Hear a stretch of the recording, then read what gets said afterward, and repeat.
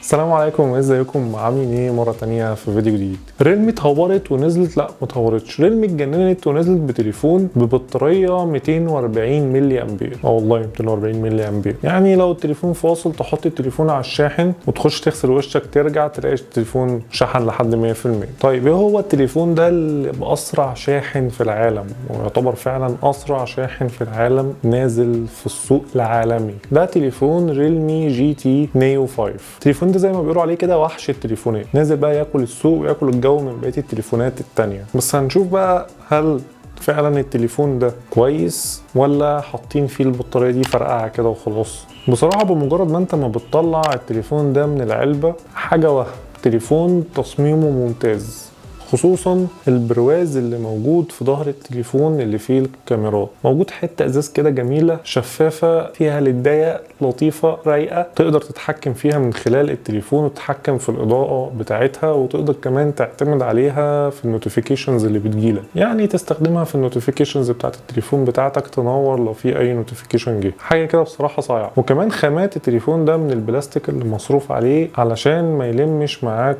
بصمات. وزن التليفون كمان خفيف جدا 199 جرام، يعني قول 200 جرام، والسماكه بتاعته مش تخينه قوي 8.9 مللي. كل ده ما يفرقش معانا، احنا اللي يفرق معانا ان التليفون يبقى شكله حلو والتصميم بتاعه يستحمل شويه حاجات كده هنقولها في النص. نيجي بقى لشاشه التليفون ده. بصراحه الشاشه بتاعت التليفون ده ممتازه، يعني فوق الممتازه بشويه. التليفون جاي من نوع اموليد، مساحه الشاشه 6.74 انش، جاي بتردد 144 هرتز، اعلى تردد تقريبا موجود هتلاقيه في التليفون ده. طبعا بيدعم ال HDR10 بلس وبيدعم المليار لون، وسطوع بيوصل لحد 1400 نيتس تحت الشمس، سطوع ممتاز جدا. وطبعا شاشه فوق الممتاز، يعني مش ممتاز بس لا فوق الممتاز. طبعا في بصمه في الشاشه وسريعه جدا بتلقط من اول همسه. وكمان في التليفون ده سماعات استيريو، عشان ما نكمل الباكج بتاعت التليفون ده لو انت حابب تتفرج على حاجه تكون سماعات استيريو تروق عليك كده حتى وانت بتلعب جيمز، دلع نفسك. ندخل بقى على اداء التليفون ده. التليفون ده جاي بمعالج سناب دراجون 8 بلس جين 1.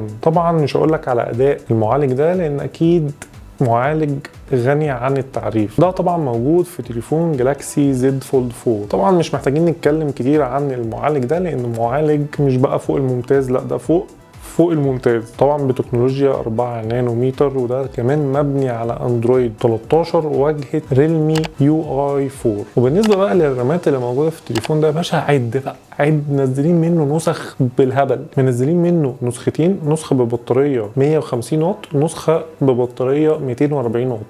طبعا كل نسخه نازل ليها كذا نسخه تانية، فمعاك بقى رامات من اول 8 جيجا رام لحد 16 جيجا رام في كل نسخه. اوفر قوي بصراحه يعني. نيجي بقى للكاميرات واداء الكاميرات.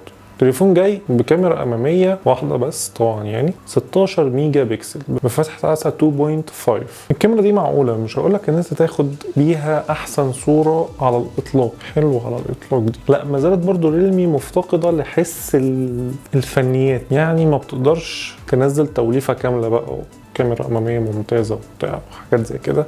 لا الكاميرا هتاخد صوره حلوه بس هتفقد رونقها. حلوه كلمه رونقها دي، يعني لازم يكون بتصور الصورة في إضاءة قوية جدا علشان خاطر تاخد صورة حلوة من الكاميرا الأمامية. وكمان الكاميرا الأمامية بتصور فيديو لحد 1080. نيجي بقى للكاميرات الخلفية، ودي فعلا الكاميرات الممتازة. التليفون جاي ب3 كاميرات في الخلف. أول كاميرا أساسية معانا 50 ميجا بكسل بفتحة عدسة 1.9، وده جاي بمستشعر من سوني اللي هو IMX 890، وطبعا بيدعم المثبت البصري iOS.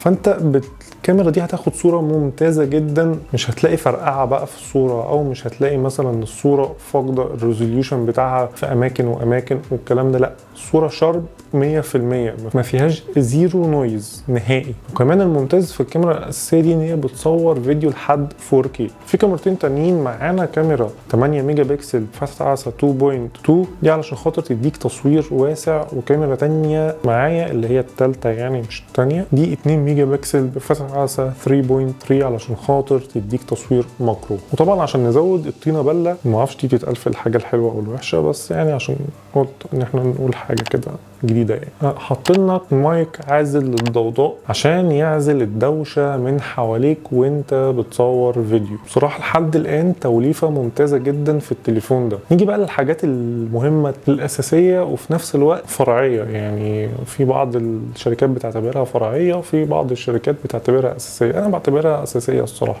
زي مثلا ال NFC ده انا ما اقدرش استغنى عنه بصراحة في اي تليفون، وده بالفعل موجود في التليفون ده. مستشعر التقارب او مستشعر المكالمات ده موجود في التليفون ده وحقيقي. طبعا مستشعر البوصلة وجيروسكوب الحاجات دي كلها موجودة في التليفون، ما فيهاش اي مشكلة. وكمان الاي ار الريموت اللي احنا متعودين عليه طبعا في تليفونات ريلمي وشاومي والكلام ده موجود في التليفون، ما فيهوش اي مشكلة برضه. نيجي بقى للحاجات اللي تزعل، يعني الحاجات اللي ايه تضايق.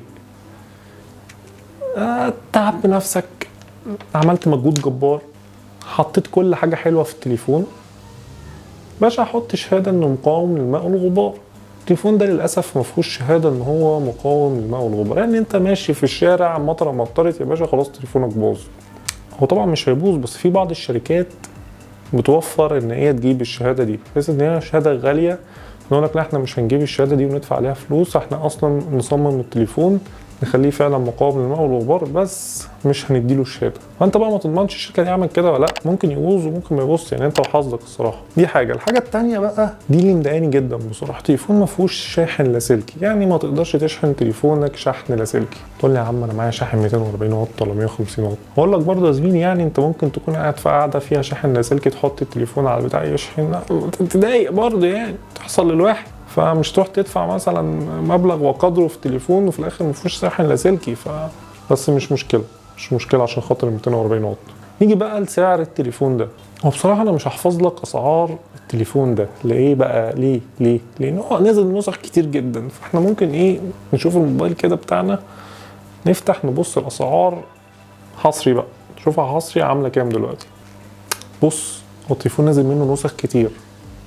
لو احنا ابتدينا بالنسخه ال 240 واط فهو جاي بنسختين، 256 جيجا مع 16 جيجا رام، ده نازل بسعر 470 دولار. النسخه الثانيه 1 تيرا مع 16 جيجا رام ده نازل بسعر 515 دولار.